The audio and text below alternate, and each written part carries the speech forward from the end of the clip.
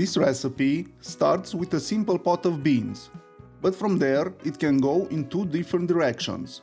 In this first part, I'm making a creamy bean soup with smoked pork, and in the next video I'll use the same base to turn it into a smoked pork and sausage bean stew, so make sure you don't miss it.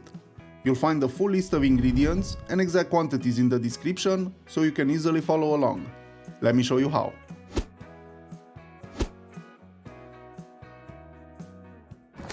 The first thing I do is rinse the beans, then I let them soak overnight, fully submerged. Filtered water is great if you have it.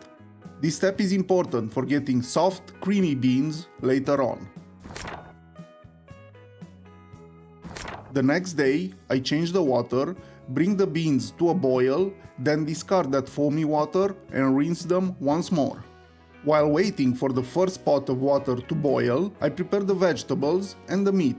I dice the onion, then cube the carrot and the celery root.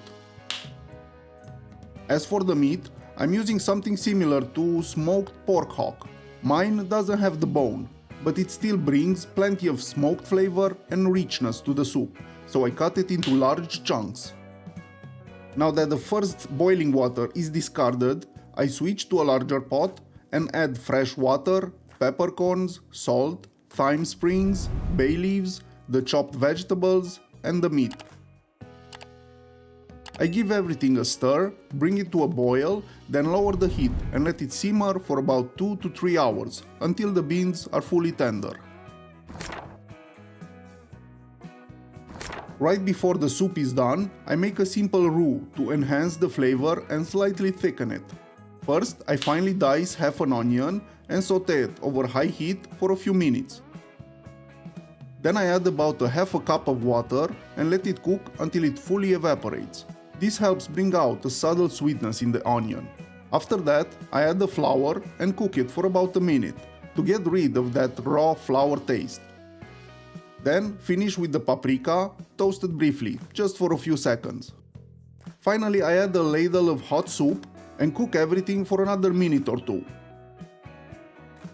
If it feels too thick, I add another ladle. The roux should be creamy but still pourable. Once I add it back to the soup and mix it well, it's pretty much done.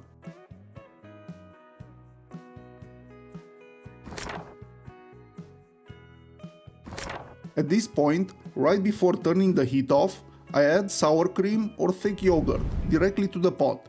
But this step is optional. You can also leave it out and add it later when serving, only for those who want it. And that's it, creamy bean soup. If you try making it, let me know in the comments how it turned out and whether you liked it.